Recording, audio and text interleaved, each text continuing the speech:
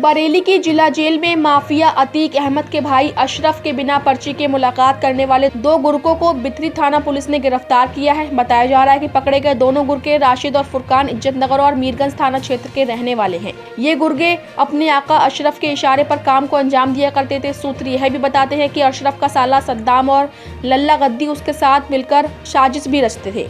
आपको बता दें कि बरेली पुलिस सद्दाम और लल्ला गद्दी की तलाश में लगातार जगह जगह दबिश दे रही है ताकि उन्हें पकड़ने में उमेश पाल हत्याकांड की अनसुलझी गुत्थी को सुलझाया जा सके। वहीं आज इस मामले को लेकर एसपी सिटी समेत कई थानों की फोर्स बारादरी थाना क्षेत्र के फाइक इंक्लेव में सद्दाम के किराए के मकान में पहुंची, जहां पुलिस ने छानबीन कर तथ्यों को जुटाने के बाद मकान को सील कर दिया। वहीं इसको लेकर एसपी सिटी राहुल भाटी ने बताया कि घटना के संबंध में 3-4 दिन पहले एक मुकदमा दर्ज हुआ था, जिसमें फुरकान और राशिद को गिरफ्तार किया गया है।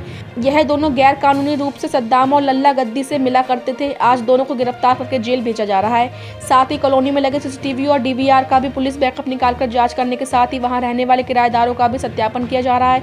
आगे कहा कि इस मामले में जो भी संलिप्त पाया जाएगा उसके खिलाफ कार्रवाई की जाएगी। गौरतलब है कि उमेश पाल हत्याकांड के तार बरेली से जुड़ने के बाद पुलिस ने जिला जेल में बंद माफिया अतीक के भाई अशरफ को कारागार में सुविधाएं पहुंचाने के आरोप में जिला जेल आरक्षी सहित कैंटीन सप्लायर को गिरफ्तार करके जेल भेज दिया है। वहीं पुलिस ने फाइक इंक्लेव से मिली एक शिकायत पर मामले को दर्ज किया था। जानकारी के मुताबिक फाइक इंक्लेव में एक व्यक्ति के घर पर जेल में बंद अशरफ का करीबी सद्दाम अपने नौकर के साथ मुश्ताक नाम से रह रहा था, जिस पर शक होने पर मकान स्वामी ने सद्दाम से बात की तो उसे देख लेने की धमकी दी गई, जिस पर मकान मालिक ने सद्दाम के खिलाफ बगैर आईडी और किराएनामे के रहने पर धोखाधड़ी का मुकदमा दर्ज कराया था।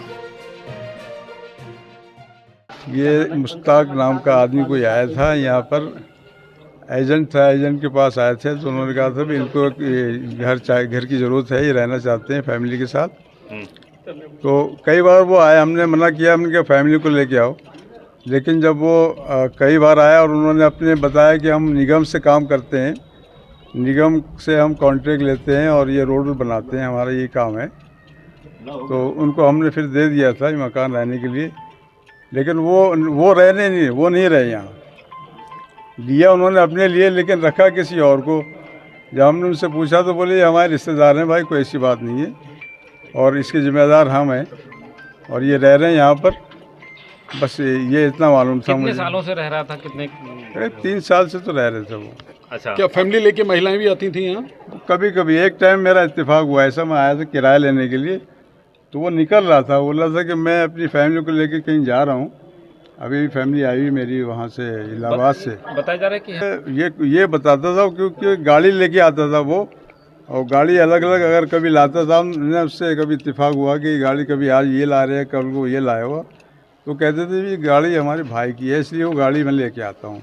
कभी कभी भाई लोग भी आते हैं, लेकिन मेरा इत्तेफाक नहीं है उन लोगों से कभी मिलने का, या क्योंकि मैं यहाँ रहता नहीं हूँ। पैसा हमेशा कैश में दिया या कभी इलेक्ट्रॉनिक ट्रांसफर? पैसा तो उन्होंने कैश में दिया मुझे। अभी 3 महीने किराया मेरा बाकी है उनके ऊपर पहुंचा हुआ है। देखिए, बरेली स्थित फाइक एनक्लेव है जहां पर जो अभियुक्त सद्दाम है यहाँ पर किराए पर रहता था और इस संबंध में एक 420, 467, 68 का मुकदमा थाना बारादरी पर पंजीकृत किया गया है, जिसमें बिना किसी आईडी के और बिना किसी रेंट एग्रीमेंट के ये व्यक्ति रह रहा था, जिसमें मकान मालिक के द्वारा एक मुकदमा पंजीकृत करवाया गया। उसी घर में जो कि सीन ऑफ क्राइम है और जिस फ्लोर में सद्दाम रहता था उसको सील करने की कार्रवाई विवेचक द्वारा की गई है। इसके अतिरिक्त फाइक एनक्लेव स्थित जितने भी घर हैं, उन घरों में जो भी रहने वाले व्यक्ति हैं, चाहे वो रेंट पर रहते हों या अतिरिक्त, उन सब का वेरिफिकेशन करवाया जा रहा है कि कोई गैर कानूनी तरीके से इन घरों में, इन कॉलोनी में नहीं रह रहा।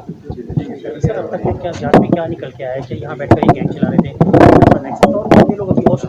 देखिए, अभी तक टोटल 4 व्यक्तियों की गिरफ्तारी की गई है। बाकी जो वांछित व्यक्ति हैं और अन्य संलिप्त व्यक्तियों की गिरफ्तारी के संबंध में टीमें बनाई गई और विभिन्न स्थानों पर दबिश दी गई। एक बड़ा मामला यहाँ पे ये भी निकल गया था एसपी साहब कि लोग मकान किराए पे दे देते हैं, उनकी जांच भी नहीं कराते, पुलिस से वेरिफिकेशन होना चाहिए किसी को। तो इस प्रकार ऐसे लोगों पे क्या पुलिस कोई कार्रवाई करेगी? देखिए, पुलिस वेरिफिकेशन मस्ट है। जब भी कोई व्यक्ति रेंट पर रहता है तो उसके लिए रेंट एग्रीमेंट की आवश्यकता है और नियरेस्ट पुलिस स्टेशन को इंटीमेशन करना आवश्यक होता है। तो आज जो 2 गिरफ्तारियां हुई हैं, किस तरीके से इस केस से लेना देना? देखिए, आज 2 व्यक्ति राशिद और फुरकान नाम के 2 व्यक्ति जो कि बरेली के ही रहने वाले, इनको गिरफ्तार किया गया है।